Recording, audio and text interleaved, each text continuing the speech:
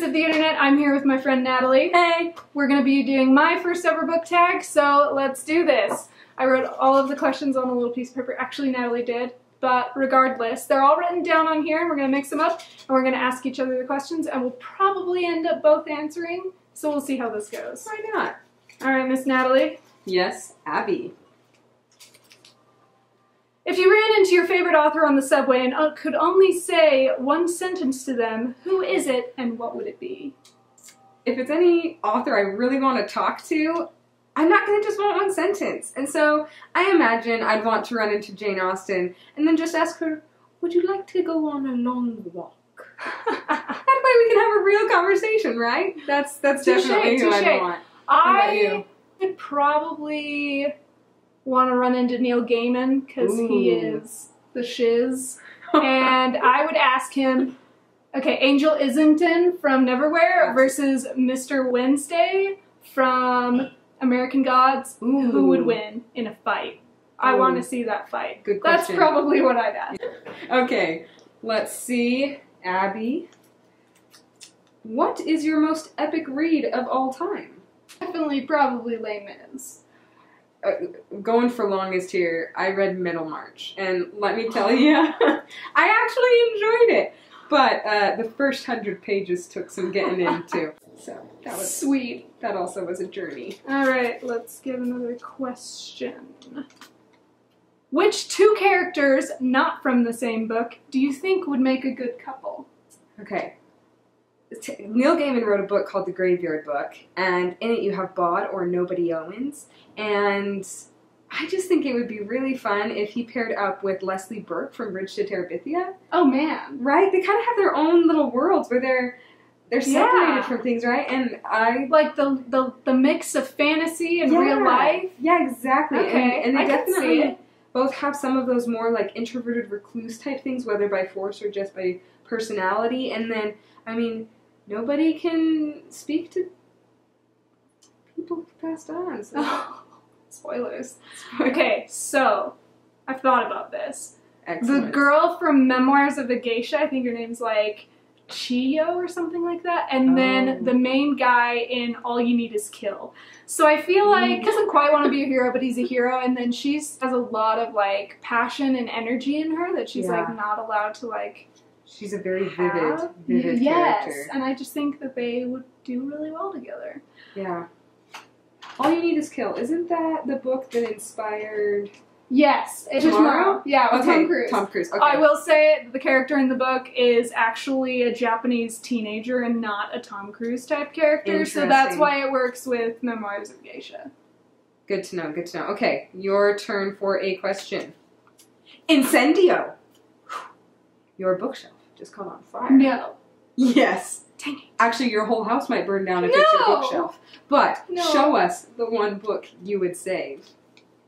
Well, I actually prepared for this. So the one book I would save is S by J.J. Abrams and Doug Durst. Oh my goodness, what a package. Yeah, I know.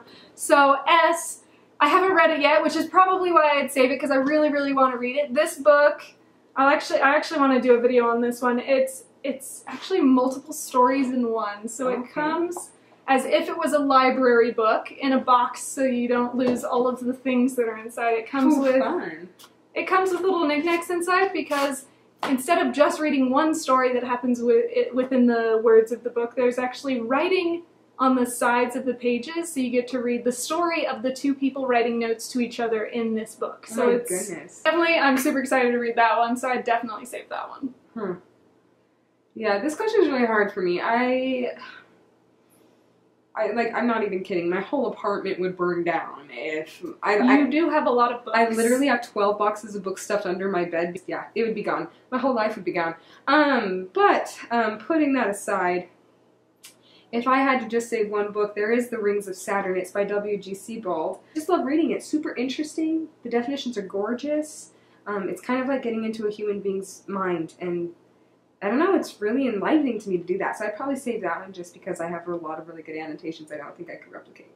Oh, yeah. Yeah, absolutely. All right, next. Ho ho ho! Which dystopian world would you want to live in if you had to choose one, and why? So just so you know, dear book nerds of the internet, Miss Natalie does not like dystopian novels. No. I don't want to be like fed in as like a piece of cattle into like a breeding room like Anthem, and I don't want to be sent off to kill other children like Hunger Games. I guess what I'll go with is Ender's Game, because even though the whole like country is living in mass fear, because they all believe the buggers are coming, I feel like they relatively have normal lives. Okay, I can see that. I don't know about giving up my children if they're prodigies. I'd really like to keep the prodigies at home so like they can... Children be stupid so you don't have to fight a war. For real. I would probably say do Android's Dream of Electric Sheep by Philip K. Dick. So that is the book that inspired Blade Runner. Okay. And so I'd pick that one because, like you said, I feel like most people who don't have to worry about being a detective and looking for these android-like people have fairly normal lives. Yeah. And it's cool and, like, futuristic. And, I mean, the fairly normal lives is such a good point. You read a novel to find some excitement, but when it really comes down to it, do I want to live there? No, heck no! Find a dystopian book with the most normal life you can. Good luck. Do your best. Excellent. Alright, next. Okay, let's see here. Miss Abby, what book do you wish the author would write a prequel for? Oh, goodness. Green Eggs and Ham. How did those green eggs become green? That's what I want to know. Actually, this could be a health code violation. We need to know if it's mold or not. We really do. Knowing Dr. Seuss, there's no telling what it could be. A prequel is kind of hard for some of my books because most of them are self-contained. They don't... Classics. It really, a lot of canonized novels don't really have prequels. They don't really call for prequels. But there is one. There is one. It would be a sad one. So, you ready for some sadness here?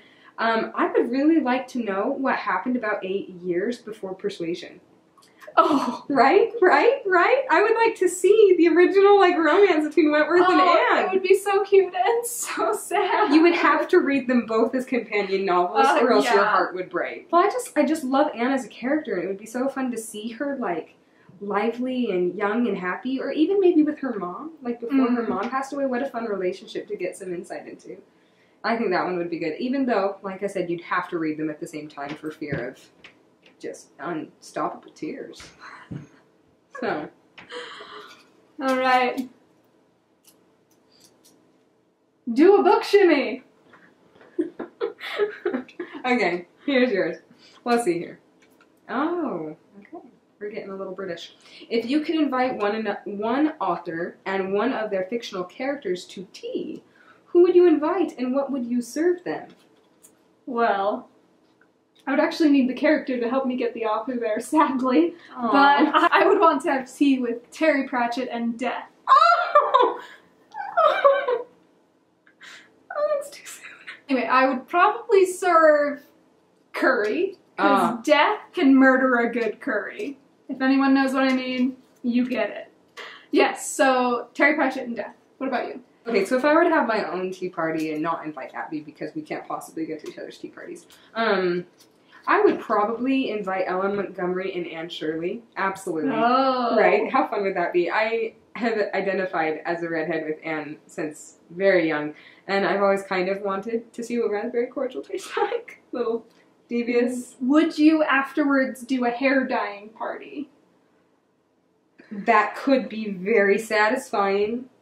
No. I can't imagine you as having black hair. No, especially not like from a peddler. I have no desire to be brave and gorgeous Cordelia. It's not my thing. I think we've got one more.